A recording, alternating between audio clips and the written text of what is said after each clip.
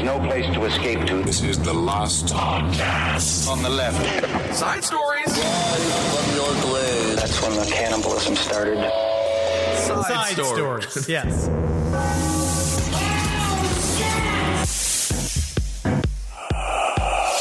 Man, oh man, back in America. Yes, indeed, buddy. We're back at home. Oh, the roads are paved with cheese. Well, I mean, not really. Your roads are paved with fire, and our roads are paved with potholes here in New York. Of course, you're in California. We beat the fires down. We beat the fires. You're stronger than fire here. Like, well, L.A. is just... Because you know why we're stronger than fire? Why? Because we have been tempered with radiation. Which I think is really, really important. As much we have so much Japanese radiation in our food. Yep. From Fukushima. It makes you and they stronger. don't like to talk about it. They don't like talking about it. No. And also, California's doing a full frontal assault on vaping. Is that? I know, man. I've seen this. Vaping is under attack on a regular basis now. No one likes it anymore. But I will say this. Vaping is very good if you use it to quit smoking. If you only use it to create chunky clouds for your YouTube page, what do you think is going to happen? I don't know. I think chunky clouds maybe even be over. I think S sports are done. Is that what it was called? I don't know. I honestly don't know. But in LA, I will say, because I brought my vape with me over to Europe, right, to get my weed hits, right? Of course. Because I had garbage lung, whatever the fuck it is we had the entire time that we were trying to vacation while we were throwing up mucus out of every one of our holes. Sure. Was that every time I'd hit the vape, I felt worse. Yeah, well, I don't think we were throwing up mucus out of every one of our holes. We're not Pennywise the Clown. That sounds quite disgusting and something that even a Charmin bear couldn't clean up. But nonetheless... Man, why do they love wiping their ass so much? Because they're bears, and they have dingleberries. I mean, I do too, but just you got to clip the hairs around your asshole, but we've covered this. Honestly, I know. You live the same life as Puffin. Hey, what's up, everyone? This is Side Stories. I am Ben, and I'm hanging out with Henry Zabrowski.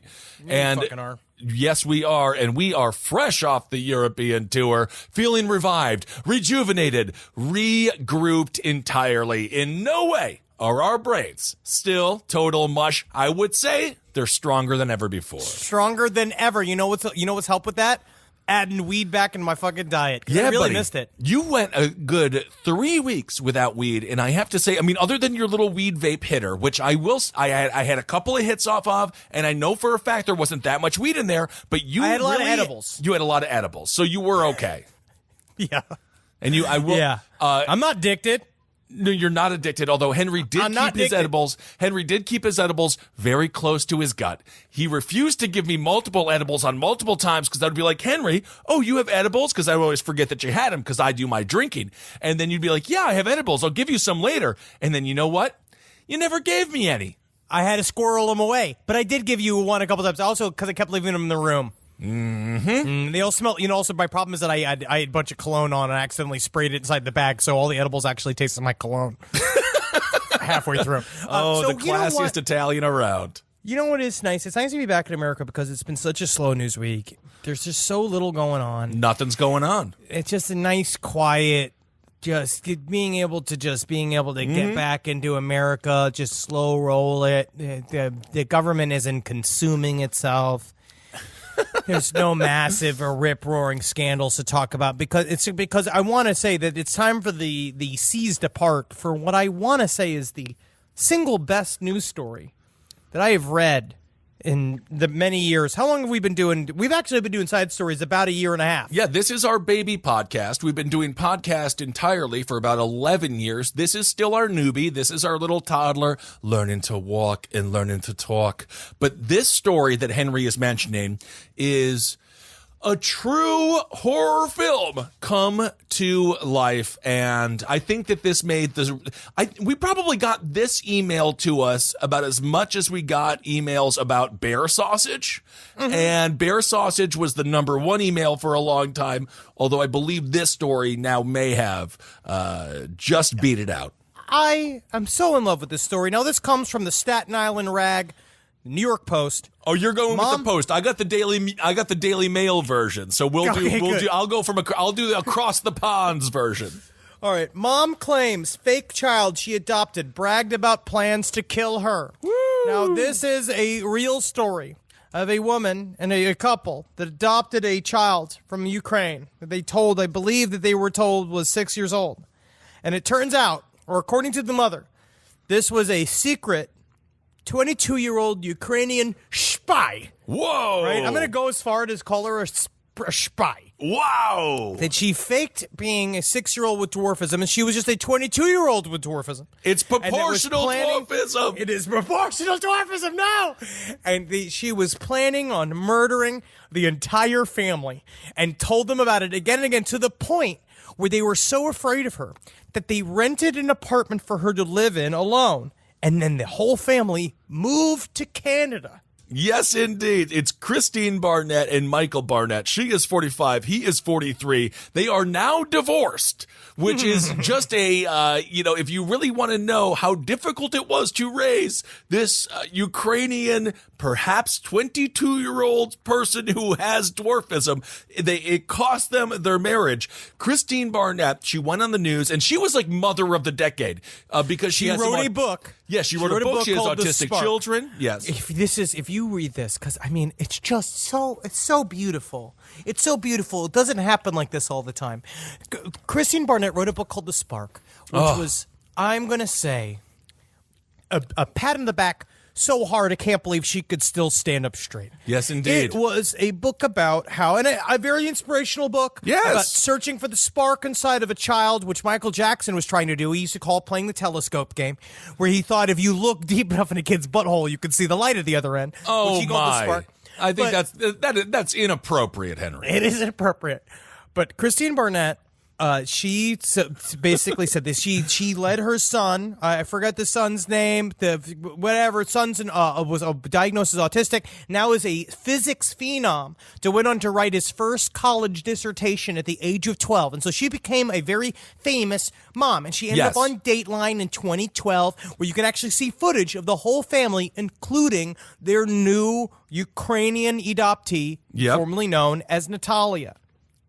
And because of this, the mom, she was praised. Everyone loved her.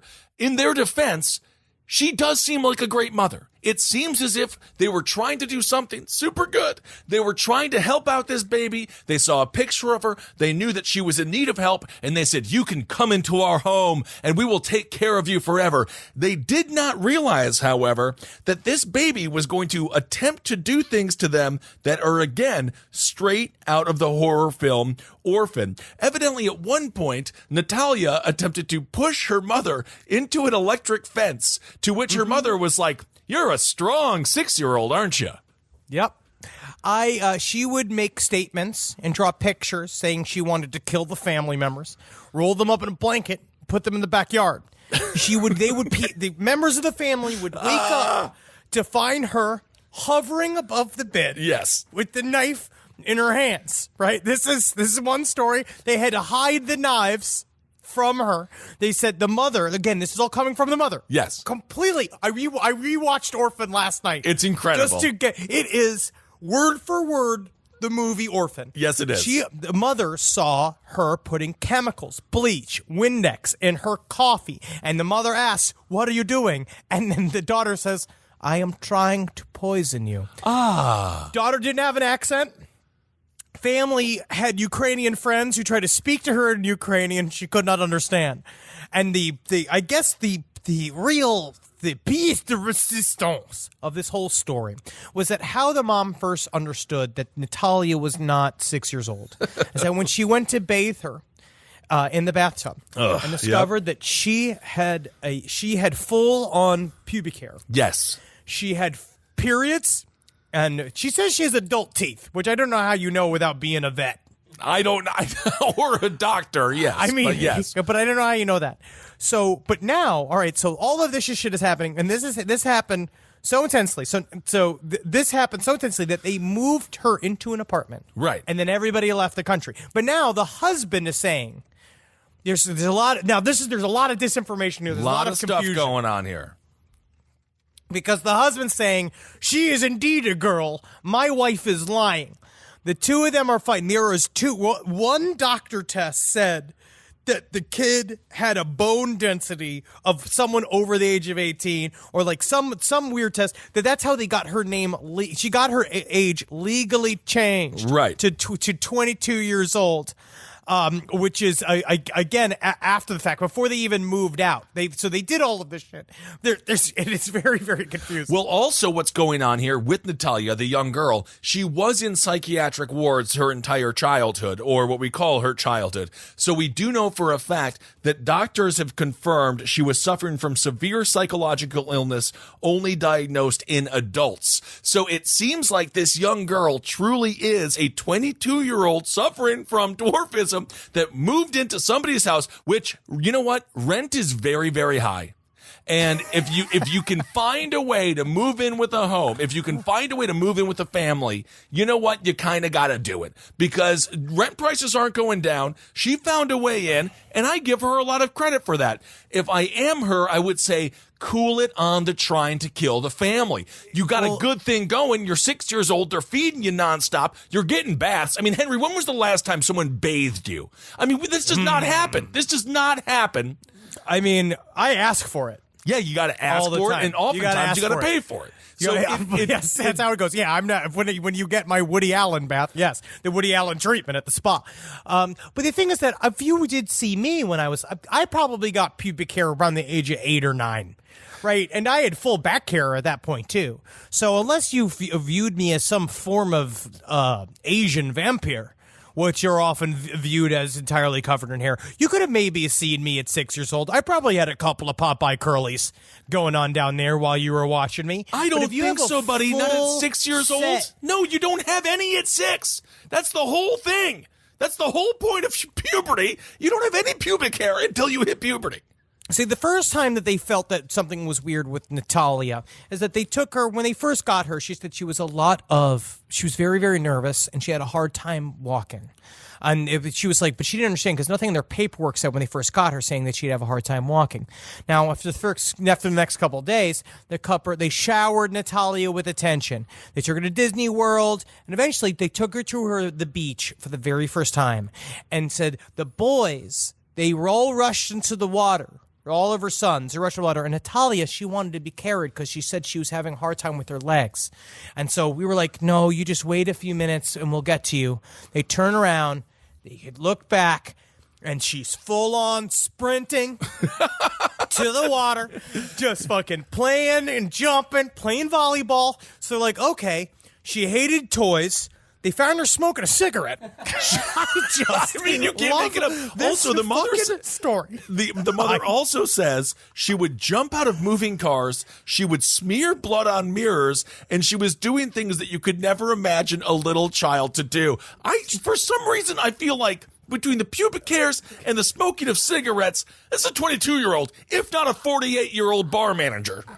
At the time, she said, I remember Barnett said she had ran a little homeschool. And at some point, these kids are coming by, and Natalia turned to her and said, these children are exhausting. I don't know how you do it. Like she's, what's her name? Elizabeth Taylor from the White Diamonds commercial. It's hard. It is very difficult. So we have a story now that it is continuing to unfold, and we will keep you up to date. The parents have been arrested on neglect of a child charges. We'll see what continues to happen with this. Their defense is, we all thought Suge Knight was brilliant when he pretended to be blind. Remember that when he went in and he pretended to be blind, like Mr. Magoo and the cane, because he ran over someone with his car. This defense is the single greatest defense in all defense history. If it is true, this is one of those stories, Henry, where it's like, you got to make a movie about it, but it's already been made. So she went to one clinical therapist in January 2012, said Natalia claimed to them that she was 18 years old. Then at LaRue Carter Hospital in Indianapolis in June 2012, staff said she had described how she had tried to kill family members and had no remorse about it, going as far as to describe it as fun. Most revealing of all is perhaps a letter from the Barnett's primary care physician, Andrew McLaren, MD, dated March 2012, from which he says Natalia's 2003 birth date was clearly inaccurate and that Natalia had made a career out of pretending to be a young child, like most actresses do in Los Angeles. You got to keep it going for a while. You got to be able to play 16 into deep into your 30s. Of course. So June 2012, they got her to change the fucking the age corrected, right? Yes. They got Judge Gerald S. Zor accepted the couple's allegations. They said that they were true. And at this point, Barnett points out, Natalia was considered an adult, and so they just rented her apartment and left. Now, okay, we're present day. Parents are fighting because Michael's saying, I don't believe it. I think that she was a fucking child all along, just like an orphan. And Natalia is nowhere to be seen.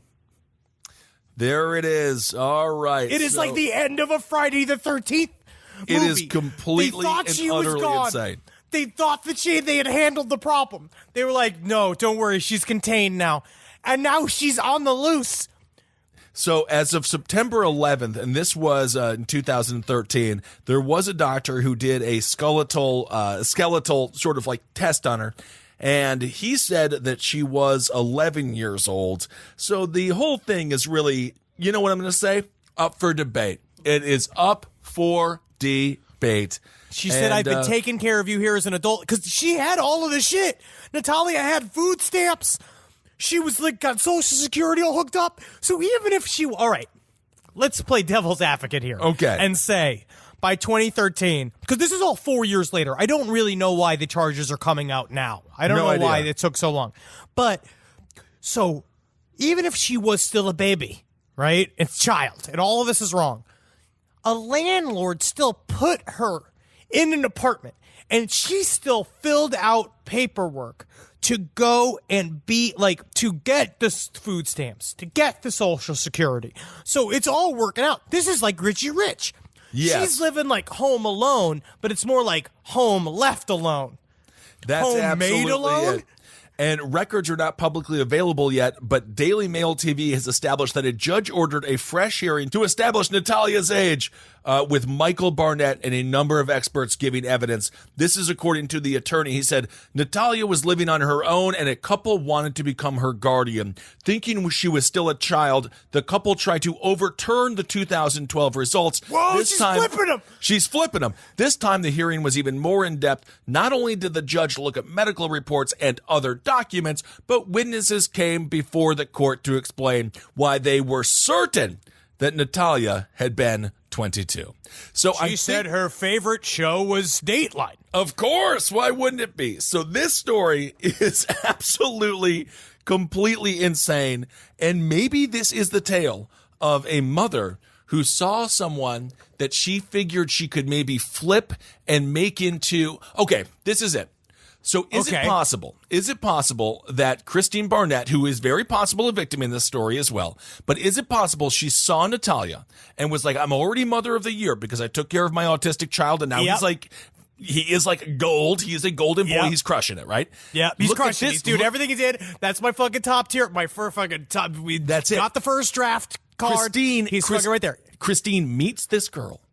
She sees that she is 22. She knows she's 22, but she's like, if we could flip this, tell me that you're 6 and you could do extraordinary things in my care. Next thing you know, I'm a mother of another child because I know you're 22 who can do things that's amazing. Even though this is flip and reverse on double levels. The only thing is, so this is double. So I appreciate your creativity. I follow you, and I can see it.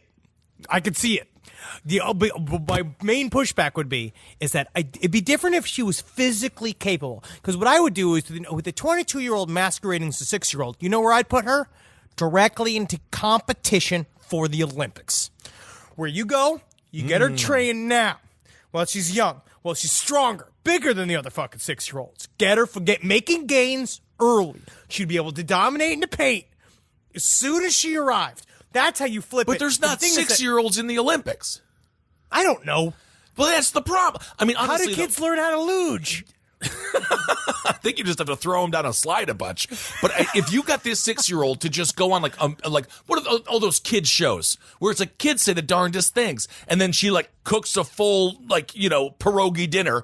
She's a queen. All of a sudden, this 6-year-old, if a 6-year-old does what a 22-year-old normal person can do. What, they're sit like on their a ass genius. smoking resin hits watching The Cosby Show like I did when I was 22? Well, you remember that kid? You remember that one kid, that meme of the kid who was like 8 years old who would smoke like chain smoke? That's all that your father does, and he's not on a meme. So you think about that. When a kid can do something that an adult can do, even a basic adult, that's a super kid. I wonder if it's the double flip, or she did look at the 6-year-old Ukrainian orphan with dwarfism, and she's like, I'm going to make this kid into something else. And she didn't know that it was 22. She didn't think that she was older, but she looked at her and maybe she thought that she was a werewolf because of the pubic hair or something, some kind of weird. Because think about, my daughter is a werewolf, but she's still my daughter. Like that, what a good pivot that would be. Yeah. Or like 6 years old, look how fucking incredible I am that I'm going to raise another child that is special needs. I'm going to be like, so I feel like it does fit into her character, but then she bit off a little bit more than she could chew when Scammer met Scammer. Right. The two of them got to fight each other, but I wonder if Natalia did the same thing like it happens in Orphan. Do you remember the whole sequence in Orphan when she puts the makeup on? Of course. And she tries to touch the fucking dad's cock. Yeah, it's and disgusting. she like sets all this up. Like, but I don't know if she pulled that. I think she did a little bit more of the Gypsy Rose where she acted like a little girl, but it was just a little too much, too late. Well, no matter what it is, Christine and Michael have broken up. And isn't that the ultimate tragedy? No one has died here. But you know what? You know what died was love. And isn't that the saddest part of the story? It's really hard to raise kids, especially if your kids turn out to be 3 or 4 kids inside of a trench coat pretending to be an adult. Yeah, but I think that we came up with the perfect thing. She saw this 6-year-old. Maybe she knew she was 23, and she's like, I can flip this, reverse this, make this child into another example of what a great mother I am. The child said, this mother is hungry to have a golden child. I'm going to go in there, be that child for a little while, and perhaps kill the entire family. Wow. Man, good on Natalia. I hope she shows up. I want her to show up because this is the immigrant story you don't hear about. These are the stories, the people that come to this country and want to make a better life for themselves. And so what they do, maybe they bend the rules. All right? Wow. But a part of it is that you got to bend the rules a little bit, not to see what you can get away with, but to see what our country can allow you to do with our freedoms. Okay, so and here's what a question. You can shoot for the stars in America. So if you look at the picture of Natalia, yes, she looks very young, obviously. She could pass as 6. She has the brain of a 22-year-old. What else is she supposed to do? Right? Work her way up in politics? She can't do. Who's voting for Natalia? Think about. Behind the scenes, Okay, maybe she can I work don't mean behind to be the scenes. gross. She's a sociopath. You know me. I don't like being gross, right? But if she made her way through some of the Republican Senate as a 6-year-old that could flash an ID, I don't even she think was we over need 18. I don't think we need party affiliation on this one, honestly. But yeah, I know we don't. No, we don't. But she could flash an ID saying, "Me legals." Think Right. about the kind of secrets that she could get. So you want Think her about to be how- you want her to be a child version of bait car when they see who's gonna steal the car. I actually think the CIA needs this chick. Dude, that's a great Think idea. about this shit. You can go. That's a good point. You can be like, "Me suck your dick, sir," and he's like, "No, you're a child, obviously, necessarily not." And then she goes, "Me way older than you think, Smeezes," and he's just like, "Oh yeah, my ship is coming." You I don't know. grown woman. I don't know why she sounds like Schmeagol, but I do like it. Schmeigel? There is something to it. She could have been a really important asset for the CIA. She could still be, because you figure this, okay, that's it. That's a great idea. We can put her in every single home of anyone that we want to destroy, and she can kill them from the inside. The Saudi prince, get her over there. They need to, boom. She kills the entire royal family that caused 9/11. Boom. We can get her over to the Kremlin. Oh, we're just taking care of humanitarian. Boom. Next thing you know, Putin's throat is cut. This could really work. I think this is the greatest idea that we have ever come up with on this show. I want Natalia to come onto our show. Natalia, Come on. if you're listening to this and if you are 22, you know about us. Get on TikTok and message us. I don't know what you're going to do, but Natalia, reach out because we got a lot of ideas, and Kissel and I think that we can be your manager. We can make her the ultimate spy. Move over Jason Bourne. Move over John Wick. We have a new killer in town. We could bust all of the pedophiles in one go. I would love that. And then she just like whips it out. She just like whips out, I'm 22 years old, you perverts, and just takes out a huge machete and takes out a huge AR-15 and just... Yeah, dude, that'd be fucking killer, dude. Yeah. Or she ends up falling in love with the fucking human trafficking game. It becomes the ultimate, most evil madam of children that's ever existed. Oh my God, the Pied Piper. Yeah. Well, Wow. hopefully she uses her powers for good, and she certainly has some, obviously, because I don't know, she has a gift that none of us were given because everyone knows we're adults. Well, my big thing is with her is that unfortunately, though, it seems like she is very dangerous. Yeah. If this is indeed real, because then it could all be wrong. Like, she could literally be a kid. Like, all of this could be some weird, fucked up, just, this woman has gone completely insane. And guess what? That story's great, too. It's all good. We have a win-win. Yeah. But also the story of a 6-year-old that got her own apartment. Well, That's I mean, a lot of honestly, fun, too. that's why a I think sitcom. that's why I think she's 22, because if she was 6, you just don't disappear. Like, you can't. You're 6. Like, everyone's you like, no, can I'm not going to rent you a disappear. car. No, you don't get a subway ticket. You're 6. Like, how does a 6-year-old get a sandwich? Well, someone can pick you up and just put you in the car.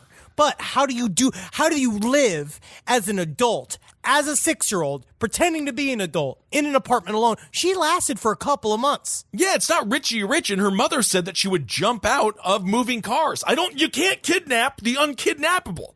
She's just at some other house right now, and they're reading this story, and this is like Orphan Part 2, when Orphan lives, and now someone is reading this story, and they're looking and be like, Melanie looks a lot like Natalia. This is, Mommy, I want to go to the beach again today, Mommy. And immediately like, okay, well, whatever you want, Michelle. And then What if Melania Trump turns out to be 95 years old? that's possible? Or the opposite. She turns out she's 9. That could work as well. All right. This is fun. This is fun. So check I love the news. We will follow that story. This is my favorite story. It is absolutely ridiculous. It's totally ridiculous. It's like this is almost as if aliens have landed on Earth. Like, that's how crazy this is, where it's like it's out of sci-fi, it's out of horror, it's just the fact that it's real. It makes me laugh. I am really, one day, maybe the bar full, like, even though I am enjoying the ridiculousness of everything, gets to a point where maybe the bar will come back to normal at some point. I don't know if it can. I think the cat's kind of out of the bag. I don't know if we'll ever get back to normal. But the idea of, like, the fact that UFO disclosure happened last week and nobody is still talking about, like, that is still a minor story. This little dumb fuck little story is just mind-boggling. Yes, it is. Well, speaking of a story that we talked about before that should have been larger, is still too small as far as we're concerned, but at the very least, law enforcement has gotten involved. Ed Buck, of course, you'll recall, this California multi-millionaire. He gave to the Democratic Party. He was very protected. He had 2 African-American people die in his home. He basically would drug them and they would OD. He had a third one and he attempted to do the exact same thing. And fortunately, this third victim was able to escape, go to the authorities, and now it seems as if Ed Buck will finally face a little bit of justice for what he has done. It only took like 5 dead people. Oh, wow, that's it. Wow, that's it. We're getting close. We're getting close to actual justice in this country. It only took 5 people to die to shield people of true money. Because it's like with Epstein, it just took him to die. And then the whole investigation went away. And then Kevin Spacey also had an accuser. Just kind of die. That's it. Because I've heard Kevin Spacey's accuser either fell down an elevator shaft or I believe an anvil fell on him. Really? Is that Yeah, right? it Well, was maybe kinda you ran crazy. into a brick wall that someone had painted in to look like a tunnel, sort of Wile E. Coyote'd it there. That is it. So so Ed Buck, he's on trial now. We'll see what happens with that. We'll follow up on that story.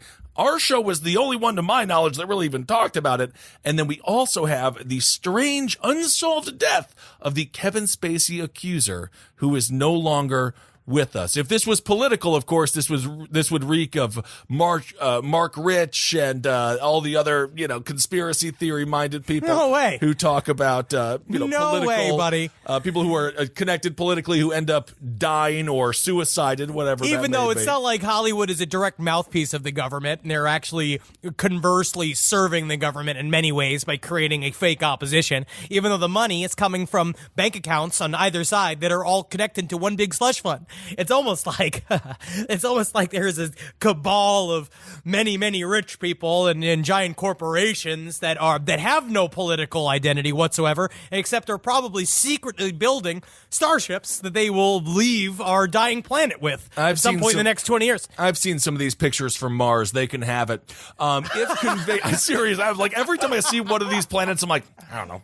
Like, where's the Applebee's? Where's the Bucks? I need that Starbucks. They're going to put it in there. Well, as soon as they do, then let me know. But Ed Buck, he is facing up to 20 years to life in prison. John Doe is the man. Obviously, that's not his real name. That's what we call people who do want to be anonymous. He's a 37-year-old, originally from my home state of Wisconsin. You don't mess with the Badger State, Mr. Buck. And he was able to flee. And he was the one. This is about. That's what it's about. He was the one who was able to finally bring this man to justice. So we will follow that story. Well, he's not in jail yet. Not yet. But we will see. At least there's a surviving victim who is going to be able to shed some light on the horrors that were the house of Ed Buck. He just loved introducing people to crystal meth. That was his thing. You know what? I wonder if he did the thing with crystal meth of like, when you try to show a YouTube video to a friend and you're showing them the video and you're like, you like it? This is funny, right? But they really and they're watching them. They don't really, but you're just watching them. I wonder if it's like that, where he's gigging them up with crystal meth and he's like, yeah, it's cool, right? You like it? You want to suck my dick? Yeah, it's cool, like that. It's kind of like that. I think he was a sociopath, I gotta say.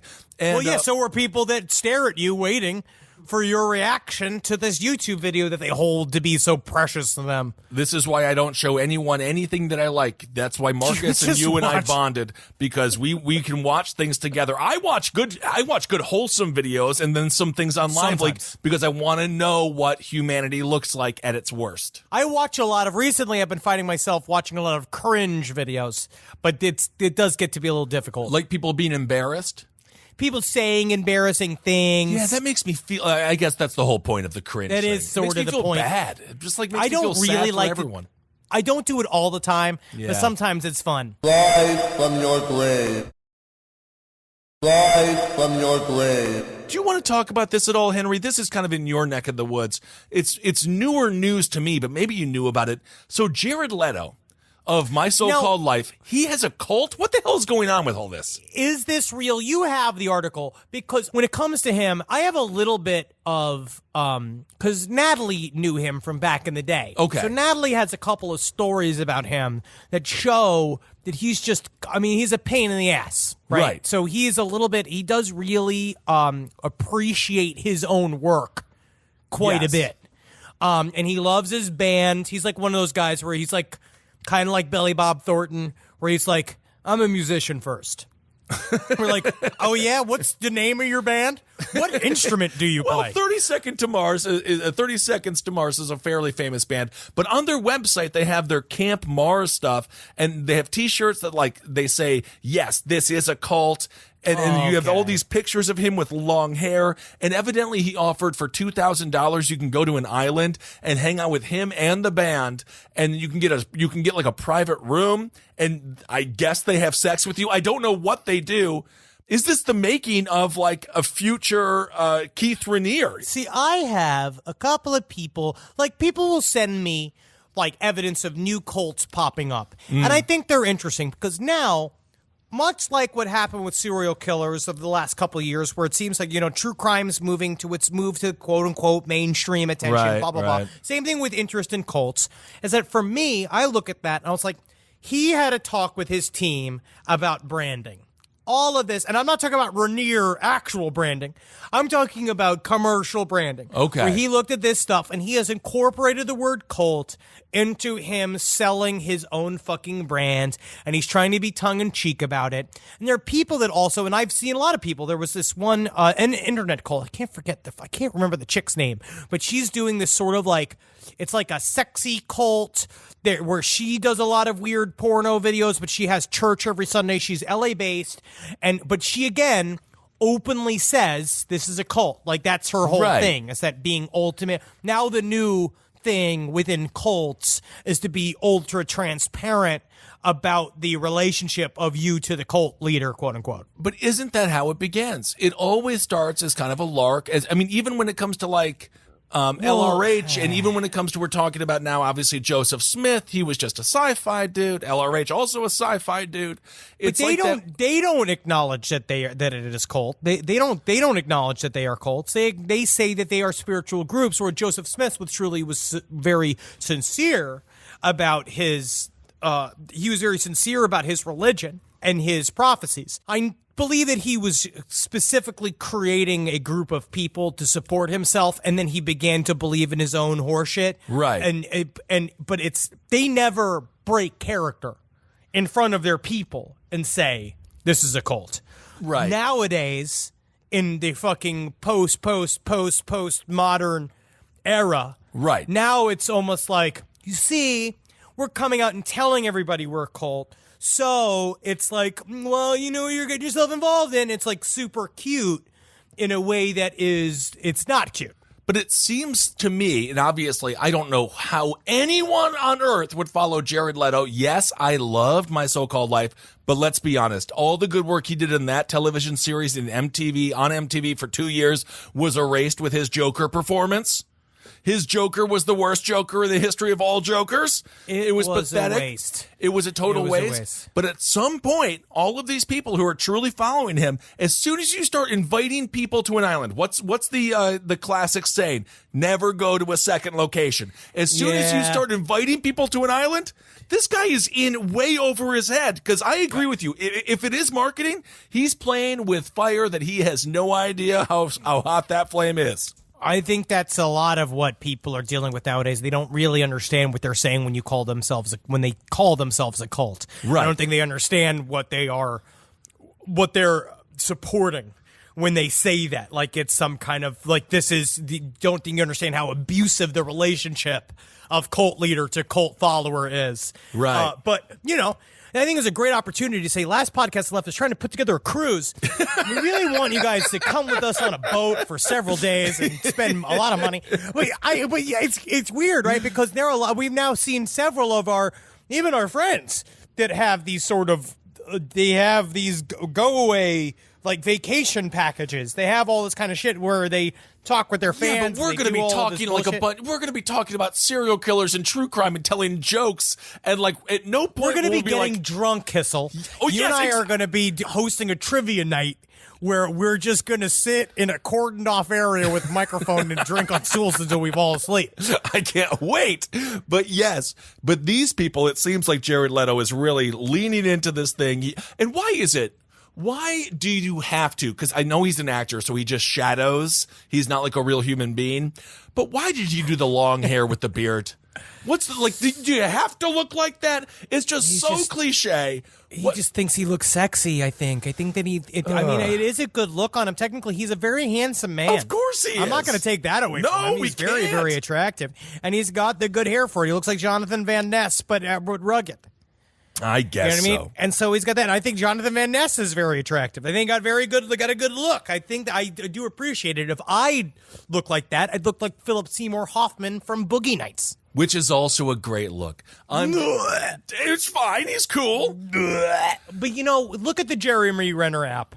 Oh, These actors, they're dangerous. I don't know why. They're dangerous because they are they're these economies. So Yes. they have all of these people that are like, yes, Jared, yes, yeah, buddy, yeah. What do we got to do? Definitely slippers for everybody. We got to get these new Jared Leto therapeutic slippers out where the perfect shoes that molest your feet. Jared, are you sure we want to go for this angle with the new Jared Leto fucking slippers? Well, the kind of slippers that make sure you don't think you're alone when you go to sleep at night. He is calling himself a prophet now. So just don't follow him. Do not follow any of these people. It is all a sham. It's all a falsehood. And it is, maybe, I wonder if it is because of social media where people can fully monetize the exact number of followers that they have. Where Yes. you can be like, back in the day, you're like, I'm a celebrity. What does that even mean? And now you're like, I have 15 million on Instagram, 25 million on Twitter. So I can. Apparently, according to, I forget what the site was, but apparently they say now if you have over 30,000 followers, you are a celebrity on any social media. Oh, wow. I didn't even know. I guess we're celebrities all of a sudden. Oh, man, am I one? I guess by that metric, the answer is no, we are not. But by that metric, yes, we are. It is strange to be, because that's what we try to explain to people, like, because it is embarrassing. Not embarrassing, but it's like when we go to a city where we have a live show, there's more often people who recognize us because also you and I fit very specific silhouettes. Yeah. Right? Especially when we're standing next to each other. I mean, so people recognize us all the time. So people are like, oh, you're famous. But guess what, man?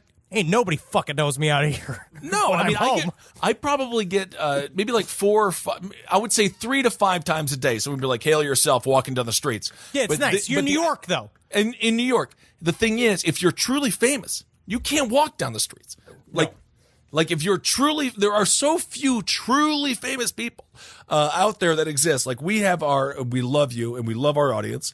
And of course. It's nice to be known with all of you. But true fame, I don't even know if Jared Leto has true fame. I still think he could go to a restaurant in Stevens Point, Wisconsin, and no one would know who the hell he is. Well, he's a real celebrity because he'd tell you who he is, like the bass player from Journey that you met at the bar in Indianapolis. In Indianapolis, yes. Play my song. All right. Wow. Should we do Hero of the Week, buddy? Yeah. Oh, yeah. All right. Here we go. Let's do Hero of the Week.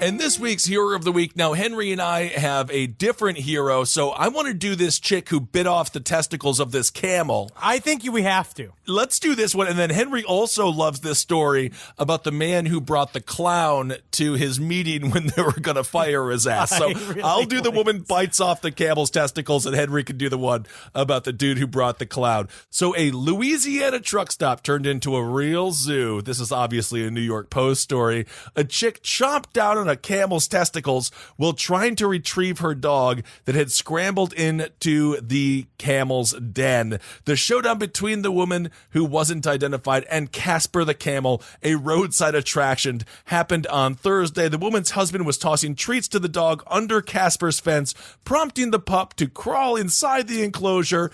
At that point, the camel became aggressive towards the dog, she said, and then she went in to grab the dog, and then the camel sat on her, and she said, I bit his balls to get him off of me. I bit his testicles to get him off of me. An investigation revealed that the couple had provoked Casper before he sat on the intruder, and Hamilton said, this is the owner of the Casper, the camel, said the camel did nothing wrong. But now so maybe she's not Hero of the Week. I think that it Oh is- my God, honestly, full disclosure, I only up for read that this woman bit off the camel's nuts after the camel sat on her. But if they're angering the camel, I feel like there's a lot of gray here. there is a There's lot of gray. here, but it's really just about I love my dog, so I would protect Wendy at any cost. Like if I it came will- down to it. I This guess is- I would feast upon a camel's nuts. According to the truck stop manager, Pamela Bossier, she said she has a question. She says, my question is to the husband, why did you throw the doggy treat under the fence? And then he said, he just said he wasn't thinking. And it turns out, you know what I'm going to say? The hero, oh, man. I think you did bad.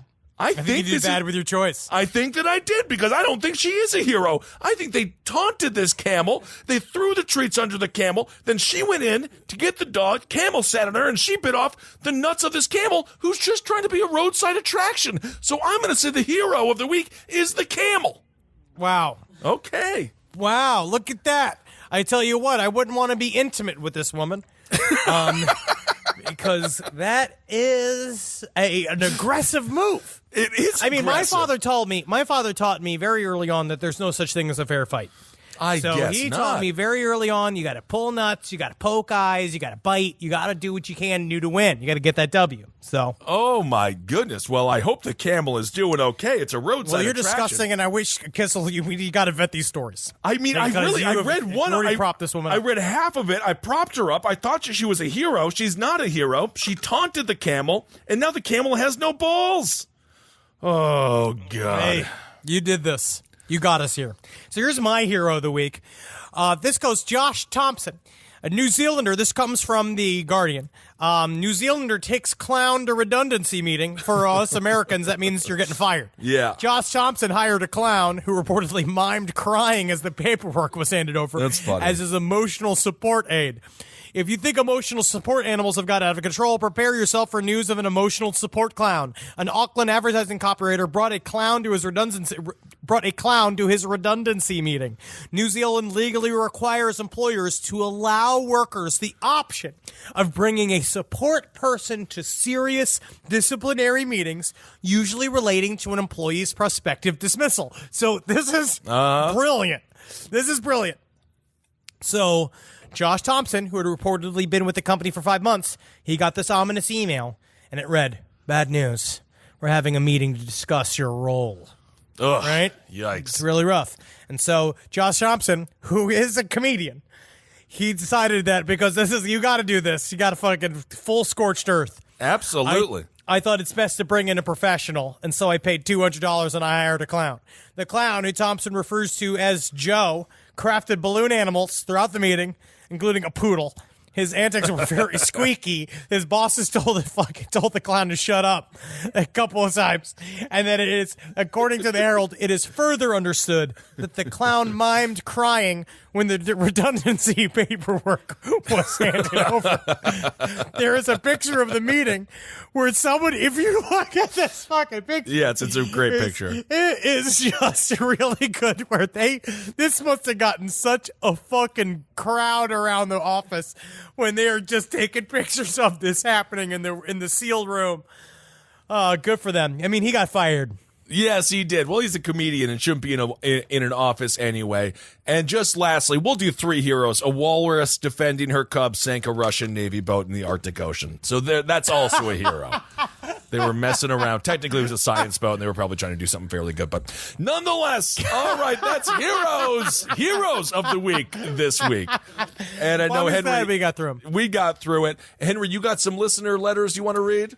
Yes, I got some listener stories, and I want to share them. This right. one comes from B. When I was 15, I had an alien encounter. It was a day like any other. Typical chubby, long-haired, middle-of-the-spectrum high school me. Neither nerd nor jock. Came home from school and did some homework. Shortly after, I hopped on City of Heroes. You remember that? I do. I love that fucking game. Yep. I got my MMO on with my internet buddies. I ran some missions and whatnot and realized it was getting late. We parted ways and I logged off. Completely normal day. I laid down on my bed thinking of French class the next morning and the Q1314S, that class, I don't know what that is, and drifted off to sleep. Flash forward. I woke up mentally. My eyes were closed. I could tell through my eyelids that it was abnormally bright in my room, like when a full moon is out. After a few seconds, I realized I was coated in cold sweat. I was lying on my back with my blankets up to my chin. My brain was screaming at me to keep my eyes shut. It was as if my subconscious knew what was going on and didn't want my conscious mind to experience it. I had a feeling of terror, unlike any terror you could imagine, like I was about to die of suffocation. My eyes sprung open and fixated on my bedroom door. In the dim light, I could see fingers pulling my door shut. Imagine if your fingers were twice as long and had an extra knuckle. Ooh. The flesh of the fingers were the color of sand and looks like they feel like a low grit sandpaper. Those 2 seconds I watched those fingers as they closed my door with a soft click. The light began to dim in my room and I blacked out. Well, this could possibly be a dream. I don't know. I woke up the next morning in the same position I blacked out in. I pulled the blankets down and went to stand up, only I couldn't. My legs wouldn't move. I called for my mom, and as I yelled out, the visions of last night crept back into my mind. Those sand-colored fingers. My mom burst into the room, asked what was wrong. I couldn't walk. She helped me up, but I still couldn't move my legs. I collapsed back into my bed, sobbing at being paralyzed. She carried me to her SUV and took me to the hospital.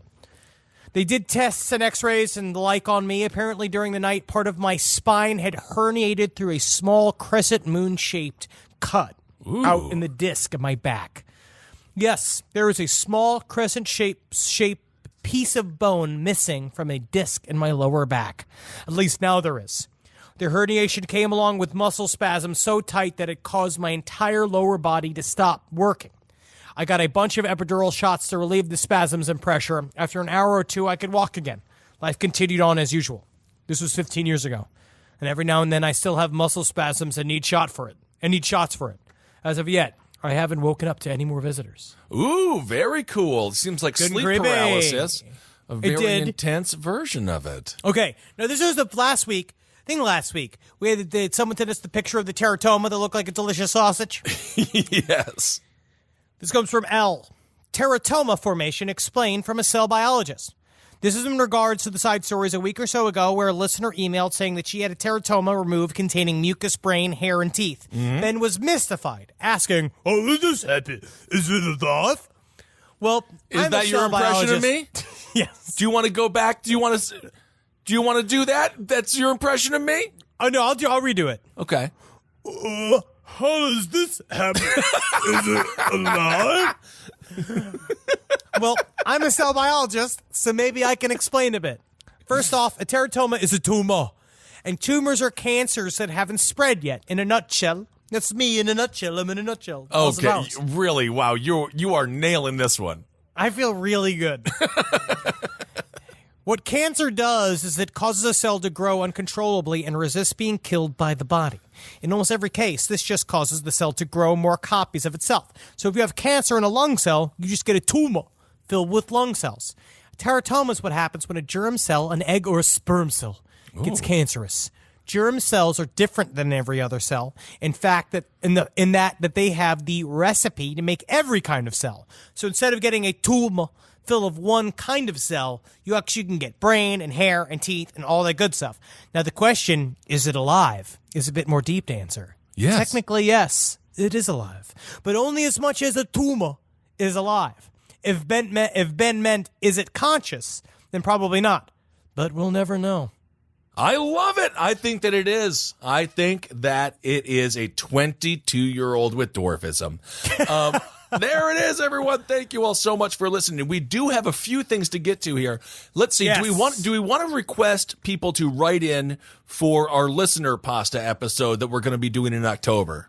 It's Halloween season. It's starting to come down the pipe. We're going to be doing listener pasta and side stories. Please start sending some of your original stories, and we're looking for real stories. Yes, I mean, honestly, or if you have created a great yarn that's relatively short, send that as well. Side stories, LPOTL at gmail.com. We're very excited. Also, we have some new live shows to spread the word about. We cannot wait. We are super excited. We have Tampa, Florida, Miami, Florida, Orlando, Florida. That's going to be October 18th, October 19th, and October 20th. Yes, you got to come out. This is going to be so much fun. And please come out so that we can go to Florida more, especially during the cold months here in New York, because Florida's always beautiful. It's always beautiful, full of beautiful people. Come show my parents that I have a career. Is your mother going to go to the show? Yeah, maybe, yeah. Oh, my. So come just for that. That'll certainly be in the Tampa show. That's 10/18, 10/19, 10/20. And then the following month, we're in November. November 21st in Portland, the 22nd in Northampton, Massachusetts, and the 23rd in Buffalo, New York. And then we are already into December. December 5th, Toronto. December 6th, Detroit, which... Thank you for waiting so long, Detroit. And we have said to pay it forward, we're going to go when it's freezing cold so we can go and we can suffer with you and we can all be together in the wintertime. And then also December 7th, we have Columbus, Ohio. So come out to those live shows. Are those the final live shows for the year, Henry? Or do we have anything else booked up? I think that's it. You know what we really haven't covered at all is that we're a part of the Adult Swim Festival. Yes. We're doing our last stream on the left at the Adult Swim Festival. I have no clue what it means. And we're going to be doing it. That'll be coming up. What's the date for that, Henry? Our show will be on November 15th. We're going to be following some great people that you'll I don't know what they're going to be doing. They're all going to be doing ape shit stuff. I don't know.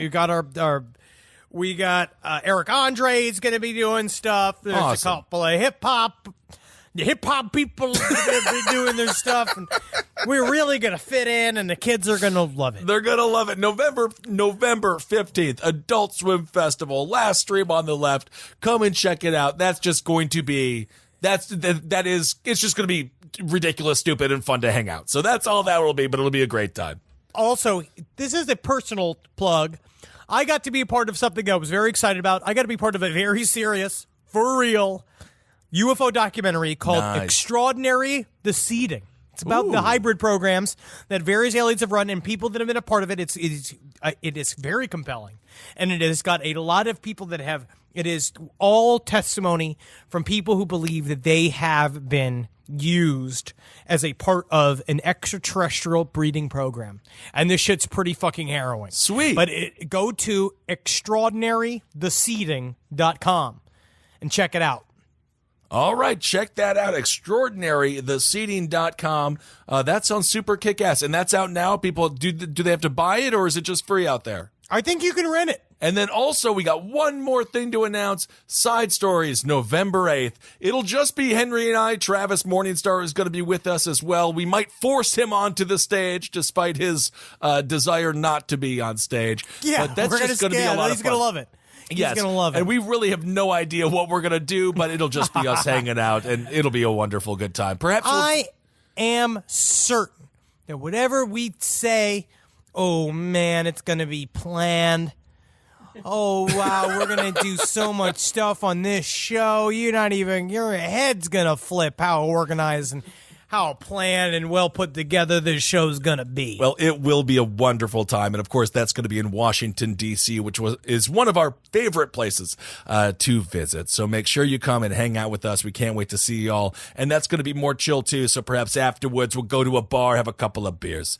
We'll do something. Something. And our good friend Jen Tisdale, I think she's going to be opening for us or doing something. She's going to go out there and yell at you guys. You've seen her. If you've seen us do a show in Washington, D.C., you've seen Jen Tisdale. She's a brilliant comedian, and she has been putting together the Death Becomes Us Festival for years now. 3 years, I think, yeah. She really knows what she's doing, and she is at the forefront of, like, a true crime comedy. She knows what the hell she's doing. Yes, she does. All right, you fuckers. Okay, you got to do Triple L. You know, live every day like you've been so sick. You've been so sick for weeks that jet lag feels good. like that you actually, it is a relief. And you actually feel really good when you're super, super jet lagged. Love the fact. Look at my new, Air 270 Reacts. Let me see those. Oh, yeah, they're very green. Yeah. Love your life when you got a pair of new squeaky ass fucking high ass sneaks on. Sure. Got my new kicks. I'm flaunting down the street. A lot of people giving me finger guns. Getting a lot of support. Getting a lot of high fives. Really? Yep. And then laugh. Laugh like you are a seagull with a clam stuck in your pussy. I don't know why you would laugh then, but all right, everyone, thank you all so much for listening. Can't wait to see you on the road, and don't forget, Mormonism Part 5 will be out on Friday. Hail yourselves! Hail Satan! Magustalations. It's coming out on Friday! Is that it? You see it? It's coming out on Friday! You're a brilliant character actor. I'm really getting better at doing podcasts. This show is made possible by listeners like you. Thanks to our ad sponsors, you can support our shows by supporting them. For more shows like the one you just listened to, go to lastpodcastnetwork.com.